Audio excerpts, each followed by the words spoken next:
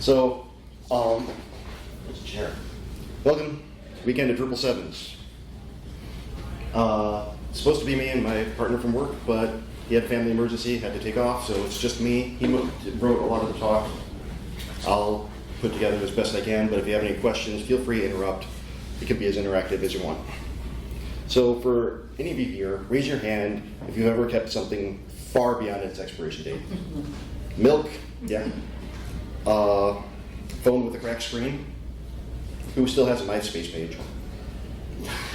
It might exist somewhere, but I don't know that I can find it. Now, of anybody who raised your hands, what if that thing is a Drupal 7 site? Anybody? Yeah. So I'm guessing if you're here, you still have something to do with Drupal 7 based on the name of the talk, right? Mm-hmm.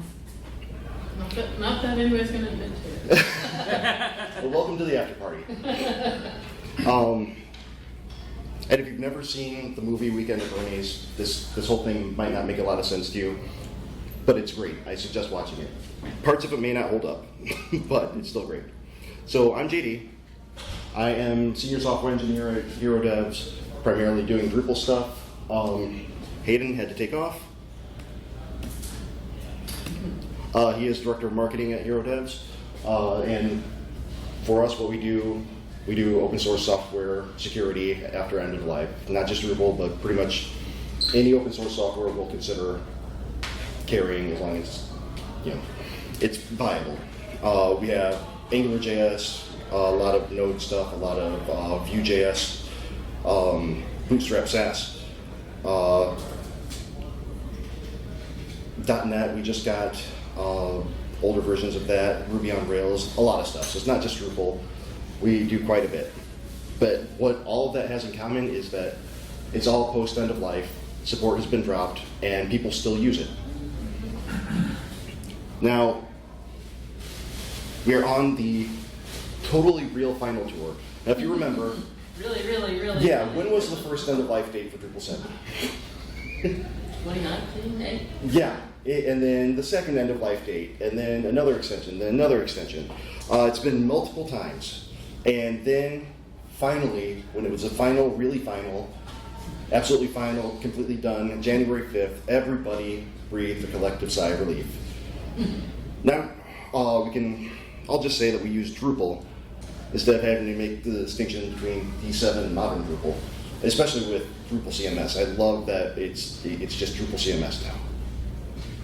But, big but, the real world is messy. Hundreds of thousands of sites are still running D7, right here.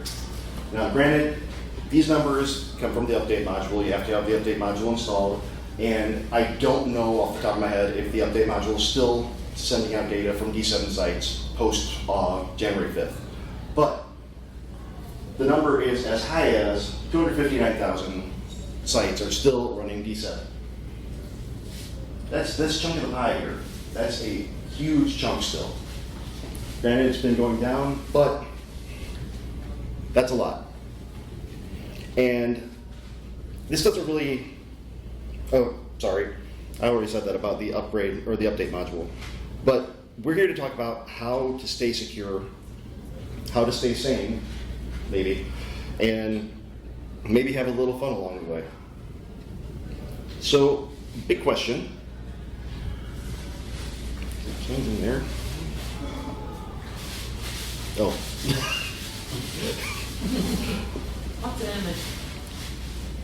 Finally, okay. Now, why are people still on D7? All of you are here for a D7 talk. Why do you have clients? Why are you on still D7? Budget, resources, Budget, okay. priorities. Refactoring big time. A lot of refactoring, yeah. We run a digital repository that was written in Drupal 7, and a lot of other open source projects sort of built around it. Okay. And so in order to upgrade, it would require a ton of rewrites. So it's almost like a Hydra or yes, like a Hydra sort of. You have to... Islandora, actually. So okay. If you heard of Islandora, it built on Drupal, but there's lots of other things that run around. Gotcha. So, I mean, Drupal 7 was around for how long? 14 years before end of life.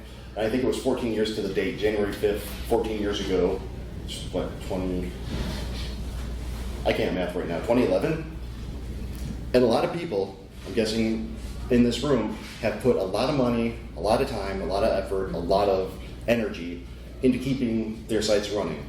And now, all of a sudden, the lights go out. What are you supposed to do? Well, let's look at how we actually got here.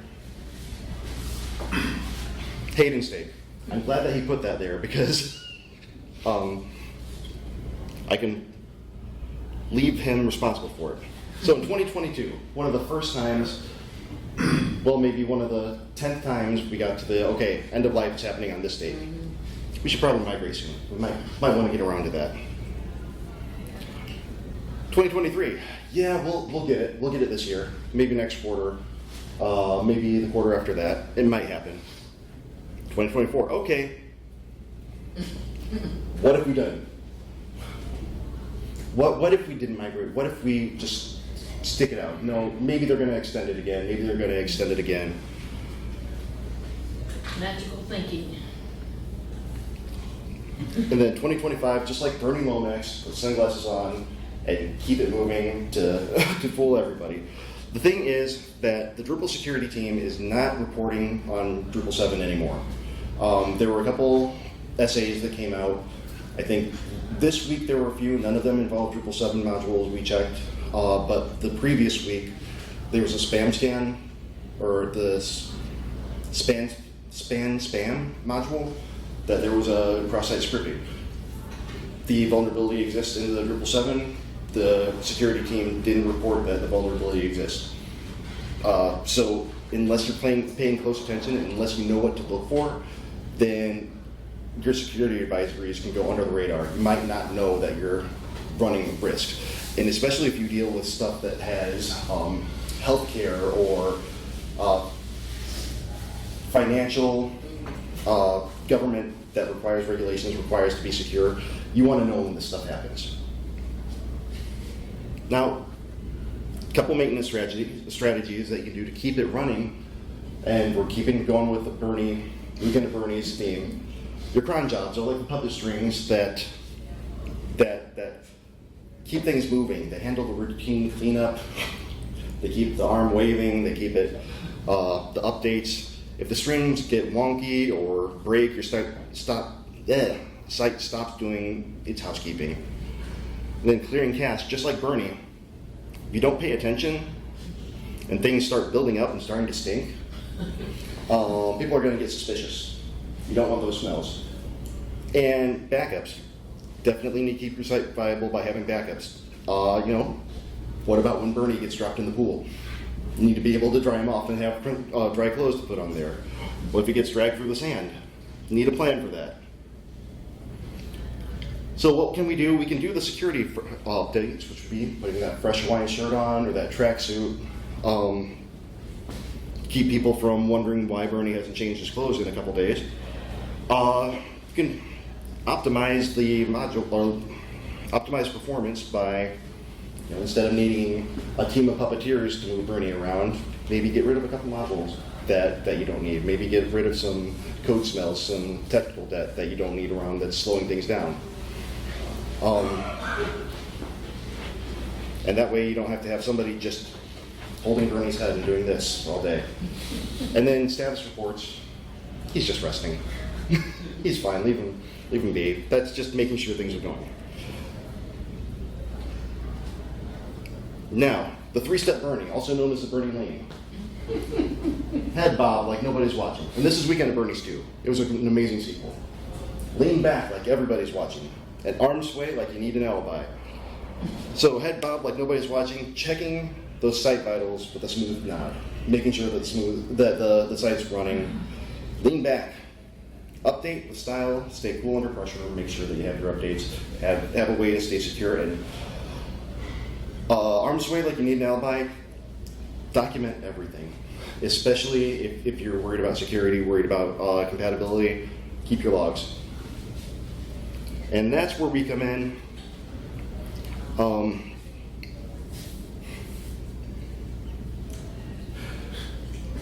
Love this movie, I'm sorry, it's a classic. So, the security patches, think of it like the weekend sunscreen or keeping keeping things going. That's what we do. We take insecure stuff when there's an advisory, or we actually look for vulnerabilities ourselves, and when we find them, we put them out to our customers. We do compatibility fixes, which is a lot. Well, okay, the last update of Drupal 7, 7.103, it might have even been 7.102, was to make Drupal 7 core, just core, compatible with PHP 8.3. How many contrib modules are there for Drupal 7? I'll give you a hint. It's above 6,000 because I've been trying to keep track of as many as possible. Not all of them are ready for PHP 8.3. So for compatibility, if we have customers saying that we have, or that they have these modules, they want to go to 8.3, and there's enough demand, we will update it to be compatible and backwards compatible. And compliance, that is our big thing. We are a security company. In case you couldn't tell, security, security, security, this is what we do. And we keep things compliant, SOC 2 certification, or attestations, not certification. All the abbreviations and acronyms, we got it, because that's all we do.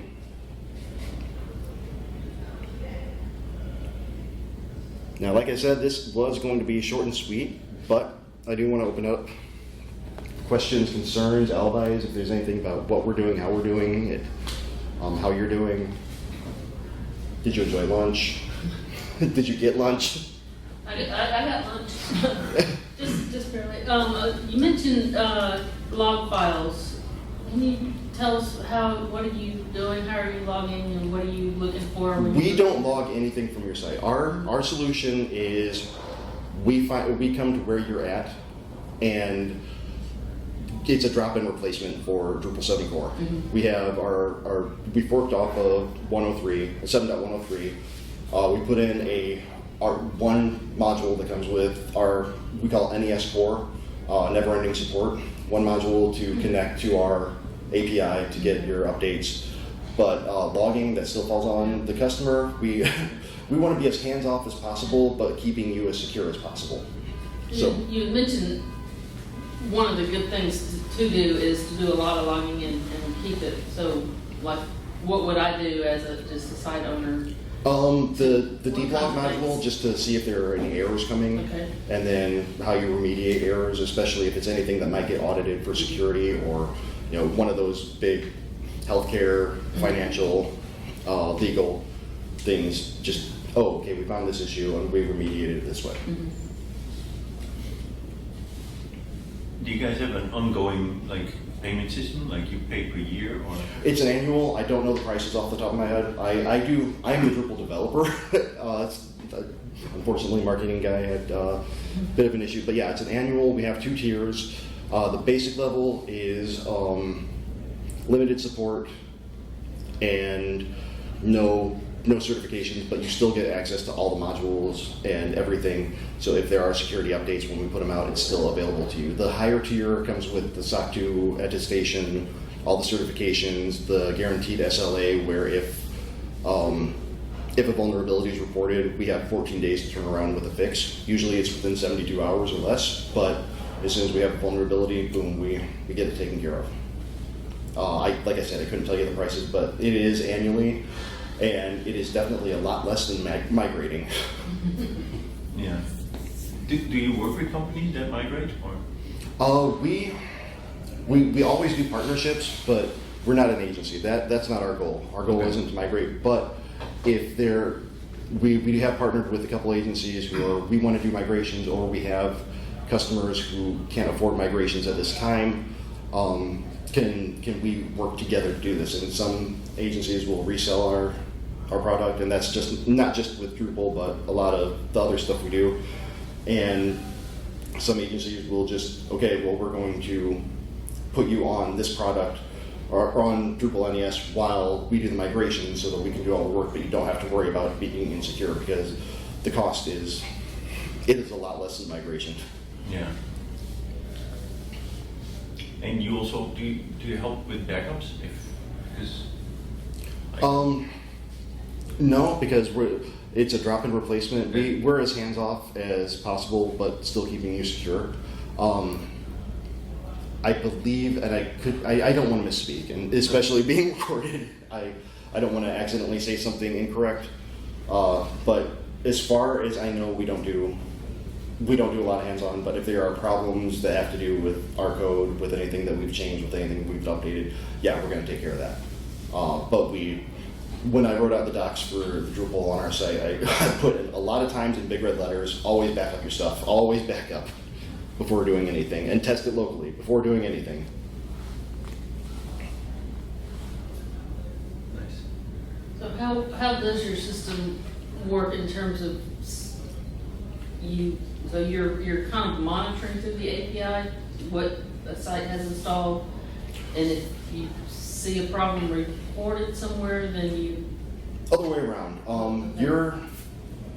If a vulnerability is reported, and we do active monitoring through like the Drupal security team. We actually have a couple security team members contracted that we're sponsoring who will, if there are old issues that haven't made it through the issue queue through security and gotten fixed, if there are old D7 issues, they'll come through us. They're triaging them now.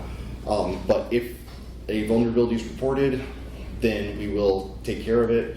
And with our version of Drupal, NES has a system module that basically replaces the update module to where instead of seeing that everything's in red, everything's out of date, everything needs to be upgraded immediately, it'll show that, okay, you're on the HeroDevs version of this module, no update required.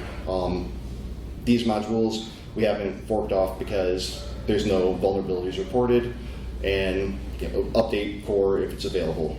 And a lot of the drush commands still work for the most part. I mean, I couldn't copy everything directly. There's a lot of stuff happening behind the scenes, but I did my best to make sure that we find you where you are instead of having to change the way that you do everything. So I understand, does it fall onto the customer to initiate the update process, but Yep. it's pulling from you guys with Yep. known software? Yep, and the way that it's set up because there may be something, say you need the devel module, but you don't have it installed, but you still want to pull it. We don't have that forked off. We don't have a version of that. So it'll look on our registry first. If you're doing like drush DL, it'll look on ours. If we don't have it, it'll fall back to Drupal.org. In the event that Drupal.org says goodbye and just shuts off everything to 7, I try to keep backups of as many modules as I can, just in case. But it hasn't come to that. I don't think it will. Just from some people I talked there, they said that it's a lot easier to just let it be than to put in the effort to actually remove it. So,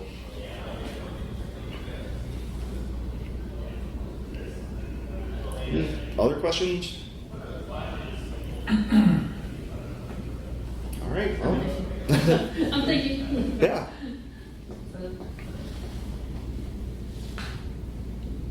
I was hoping this would be more of a Q&A since.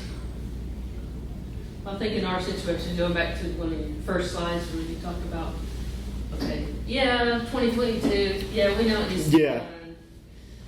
done. And then I think you'd also factor into that budgets. So like if, at least we're, the way we work and with state contracts and such, those guys have to plan out sometimes years in advance. Right. The budget to do some of these things. And if nobody's really pushing it to say, hey, we're gonna need this money in 2 years, and 2 years, yeah. Yeah, and I mean, honestly, how many people were thinking that, January 5th, they're just going to say it's going to be another 6 months, Yeah, another year, because, yeah, once bitten, twice shy. A lot of people did that rush in 2022, Yep, and now it actually happened. yeah. In our particular organization, we have, 4 or 5 Drupal sites, and, yeah, we're just kind of sliding. Yeah. 2.5. 2.5.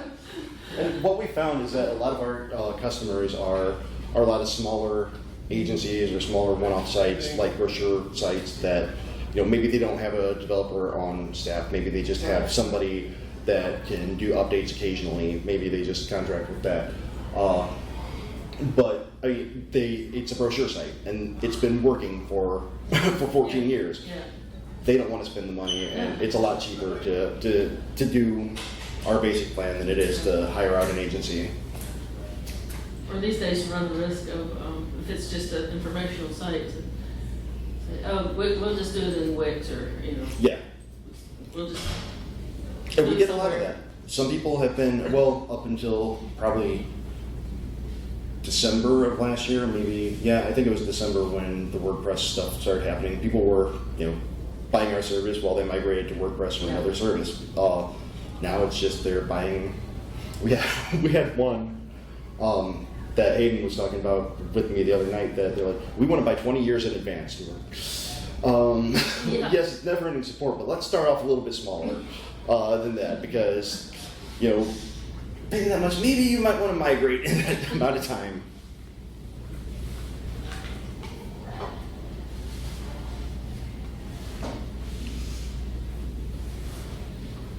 All right. Anything else? Do you have questions? Did you have questions, Hector? Okay. All right, then I'm gonna hit the button. Thank you all for coming.